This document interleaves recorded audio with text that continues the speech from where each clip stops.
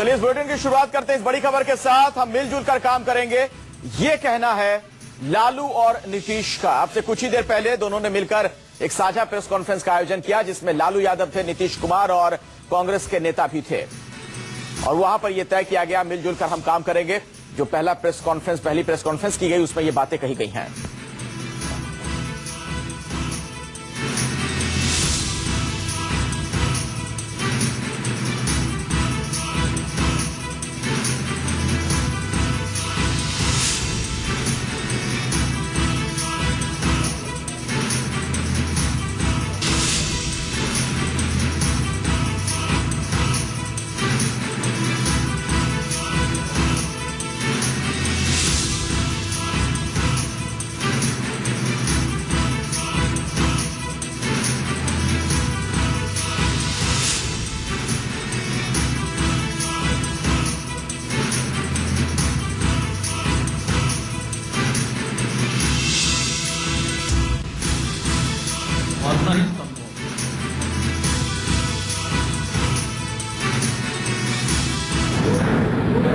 पूरे देश का ये मूड है कि एक बिहार के चुनाव से पता चलेगा। और मेरे हिसाब से बिहार के लोगों ने जो देश का मूड है वो बताया, और इससे बहुत सारी चीजें स्केड्यूल होंगी।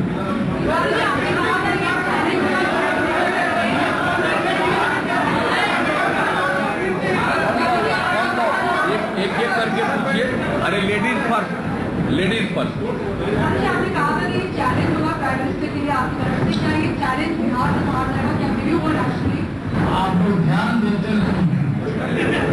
मैंने सुबह में ये कहा कि आप चीफ मिनिस्टर या गवर्नमेंट बनाने में कोई कठिनाई नहीं थी।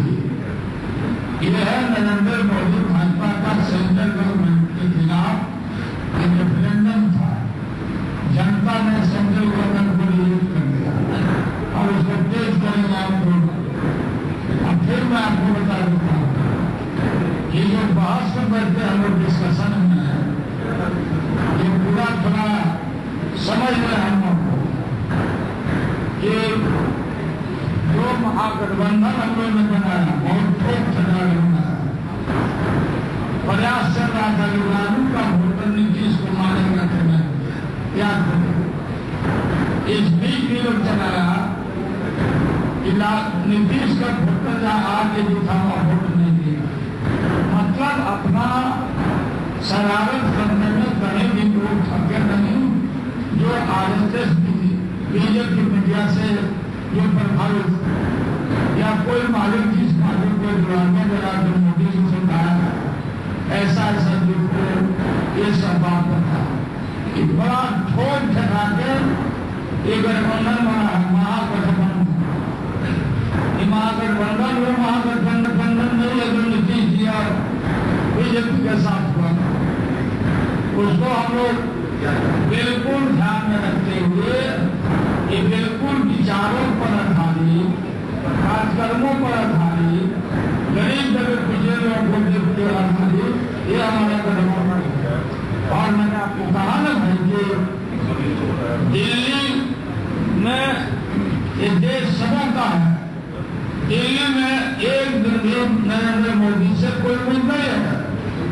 संघ के प्रचारक है, संघ का प्रचार कर रहे हो, सरकारें चला रहे हैं। और उस सरकार को आप पूछिएगा कैसे हटा दोगे? जन आंदोलन शुरू करेगा।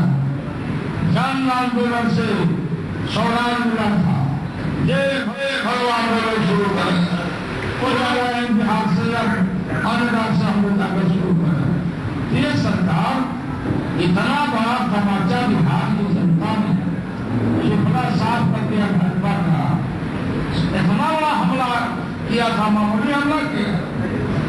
खरबों रुपया लाया, जाने नोट लाया, कहीं कोई सुना जो लिया पैसा रख दिया पार्टी।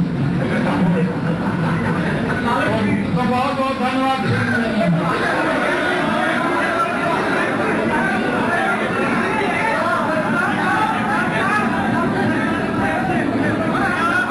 बहुत बहुत बधाई आपको। मैं श्रीवास्तव लखनऊ से आया।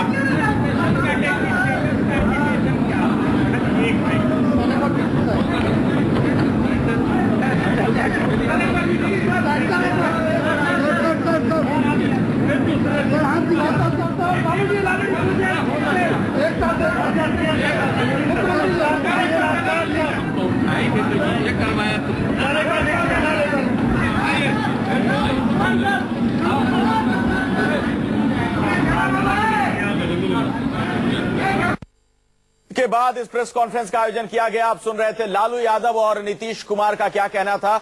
उनका यह साफ तौर पर कहना था कि बिहार के विकास के लिए मिलजुल कर काम किया जाएगा, मिलजुल कर बिहार में काम करेंगे, यह कहना था लालू यादव और नीतीश कुमार का। इसके अलावा तमाम लोगों को धन्यवाद उन्होंने कहा, विपक्ष का भी हम सम्मान करेंगे, यह बात भी कही गई। इसके अलावा लालू यादव ने एक महत्वपूर्ण बात कही कि पूरे देश को दरअसल एक नया डायरेक्शन मिला है इस नतीजे से, हमारे और नीतीश कुमार के बीच कोई फूट नहीं डाल सकता है। इसके अलावा उन्होंने एक बात और कही कि दूरगामी असर पड़ेगा इन नतीजों का। नीतीश कुमार अब यहां सरकार चलाएंगे और मैं 10 दिन के बाद लालटेन लेकर बनारस जाऊंगा। यानी एक तरीके से नरेंद्र मोदी को चुनौती देते हुए नजर आए हैं यहां पर लालू यादव। लालू यादव ने और क्या कुछ बातें कही हैं, जरा आप सुनिए। उसके बाद इसी मसले पर हम खास मेहमानों के साथ चर्चा भी करेंगे। हम एक क्षण भी आरएसएस, नरेंद्र मोदी जी प्रधानमंत्री नाम के हैं, वो संघ के प्रचारक हैं, क्लियर कर दीजिए। संघ का प्रचार वो कर रहे हैं, देश के सामने विगत लोकसभा के चुनाव में हम लोग के बंटवारा का लाभ उठा के जो चारों तरफ गला फाड़ फाड़ के भाषण कर रहे थे, तो मोदी जी समझे कि हरियाणा है और महाराष्ट्र है। बिहार ने बता दिया, बिहार के करीब गुरबा जनता ने बता दिया।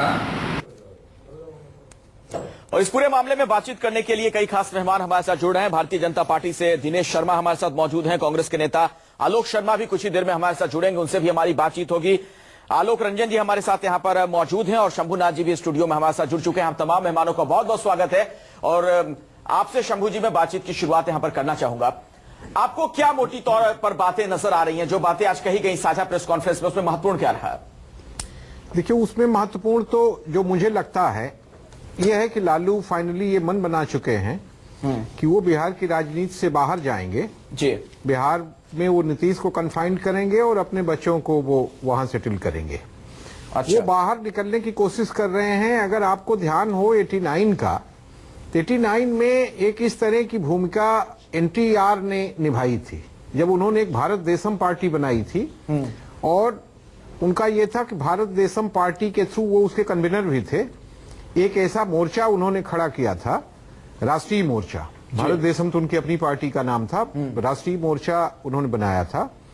तो सारे देश के पैमाने पे एंटी कांग्रेस एक मोर्चे के तौर पे उन्होंने शुरू किया था।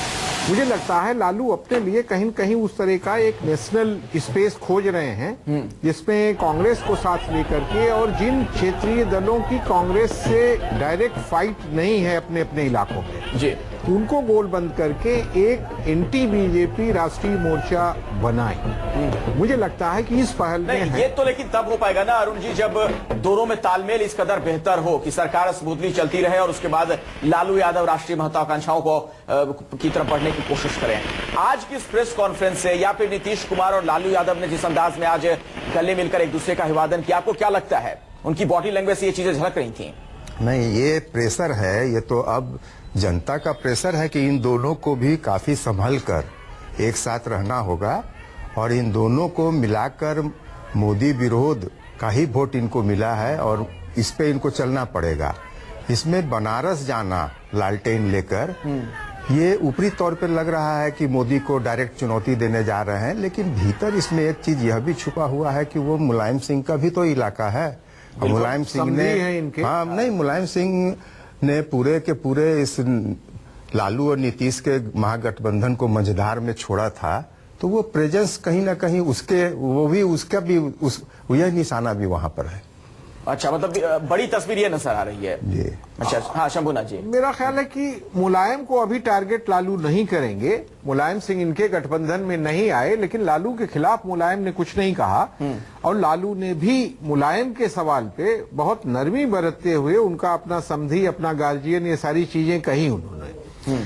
तो मुलायम के सामने क्या मजबूरियां हैं क्या नहीं है, ये तो मुलायम सिंह जाने। CBI का डर है, सेंट्रल गवर्नमेंट का डर है, क्या है, क्यों वो बैकआउट किए, ये अलग से विश्लेषण का विषय। लेकिन मुलायम सिंह यादव ने एक बड़ा मौका तो खो दिया ना इन नतीजों से, आपको ये लगता है? निश्चित तौर धार में जो निकल गया, साथ होते निश्चित तौर पे उन्होंने ये मौका खोया। हालांकि मुलायम सिंह की पार्टी का बिहार में कोई बेस नहीं है, तो उनको था कि उनके नाम और उनके जिस प्रदेश में वो राजनीति करते हैं उसको ध्यान में रख के उनको सीटें दी जाएं, तो वो सीट ये लोग नहीं दे पाए। लेकिन बनारस का सिंबॉलिक इसलिए है कि अगर आप पिछले 15 दिनों के पहले का 15-20 दिन पहले का आप देखें, वहां लोकल निकायों के चुनाव हुए थे बनारस में, और उन चुनावों में भारतीय जनता पार्टी को शिकस्त मिली थी।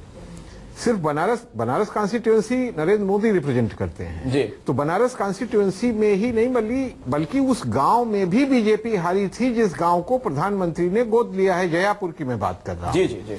तो एक तरह के इस तरह के जो डिसेंट इधर उधर पैदा हो रहे हैं। अब आगे चुनाव तो उत्तर प्रदेश में है, तो उत्तर प्रदेश को मतलब ग्रिल करना चुनावी दृष्टि से लालू के लिए भी ठीक है, और मुलायम को भी उनके सपोर्ट की जरूरत है। लालू यादव की जब बात की जाए सेकुलरिज्म को लेकर, जैसे आप कह ले चाहे अवसरवादिता की तरीके से ही, लेकिन उनका कमिटमेंट रहा है निश्चित तौर पे रहा। बाकी तमाम दलों को आप देखिए, कभी ना कभी कोई बीजेपी के साथ, कभी तथाकथित जो भी पार्टियां हैं, कम्युनल पार्टी जिनको ये लोग कहते हैं, उनके साथ रही है, लेकिन लालू यादव शुरू से अपने इस स्टैंड पे कायम रहे। इसीलिए मैं आपको कह रहा हूं कि वो कांग्रेस को साथ लेके, और जिन पार्टियों का कांग्रेस से डायरेक्ट कन्फ्रंटेशन नहीं है उनको मिला के एक एंटी, क्योंकि आज कांग्रेस की भी स्थिति बहुत अच्छी नहीं है। अगर आप राष्ट्रीय राजनीति में देखें 40-45 पे वो भी सिमटे पड़े हैं, तो उनकी भी राजनीतिक हैसियत और स्थिति कोई बहुत बेहतर नहीं है। उनको भी एक और अभिनेताओं को तो सर ये भी लग रहा होगा ना कि जिस तरीके से तालमेल इन्होंने बिठा लिया, तो उसके बाद अगर यहां पर बीजेपी का सुपड़ा साफ कर सकते हैं, तो कहीं पे और भी दूसरे राज्यों में या राष्ट्रीय स्तर पर दूसरी तस्वीर नजर आ सकती है। मैं इस पर आऊंगा सर, उससे पहले जरा दर्शकों को सुनवाते हैं लालू यादव ने और क्या कुछ कहा है आज। अब सबसे पहले यहाँ सरकार और कार बनवा के सबसे पहले हम बनारस में जाएंगे। बोले थे ना मोदी जी की हमको कोई नहीं बुलाया है, हम अपने नहीं आए हैं, गंगा जी ने हमको बुलाया है। और वहाँ कई एक तरह का वादा इन्होंने किया था। तो हम अपना पार्टी के चुनाव चिन्ह लेके, लालटेन लेके, हाथ में लालटेन लेके हम सब ढूंढे कहाँ कहाँ किस बुनकर के घर में कौन गांव को इन्होंने अडॉप्ट किया था। कौन केटो टाउन है ना कोई बनाने के लिए, जर्मनी का क्या बोला, एक छोटे से ब्रेक में रुकना पड़ेगा, वापस लौटेंगे तो इसी मसले पर हम आगे बातचीत करेंगे। हमारे साथ दिनेश शर्मा भारतीय जनता पार्टी के नेता जुड़े हुए हैं लगातार, आलोक शर्मा भी कांग्रेस से हमारे साथ मौजूद हैं, उनके पास भी हम चलेंगे। एक छोटा सा ब्रेक, फौरन लौटते हैं, देखते रहिए News 24।